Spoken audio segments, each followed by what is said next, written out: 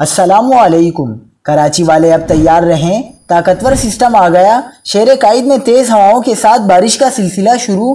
کراچی کے شمال مغرب میں ایک زبردست شدت کا تھنڈر سٹورم موجود ہے جو جنوب مشرق کی جانب بڑھ رہا ہے۔ کیا آپ حالات حاضرہ سے آگاہی حاصل کرنا چاہتے ہیں؟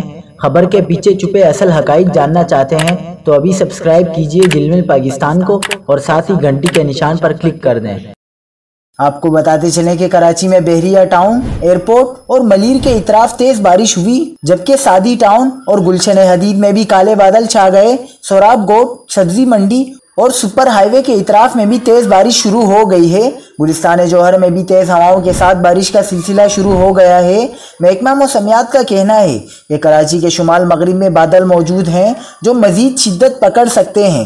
ملیر میں تیز بارش اور آندھی سے درخت اکھڑ گئے۔ کراچی کے علاقے سپر ہائی وے M9 اور اطراف میں آندھی کے ساتھ تیز بارش شروع ہو گئی ہے۔ تھنڈر سٹورم نے مزید شدت پکڑی تو کراچی میں مزید بارشیں بھی ہو سکتی ہیں۔ کراچی میں بارش کے ساتھ ہی موسم بھی خوشگوار ہو گیا ہے۔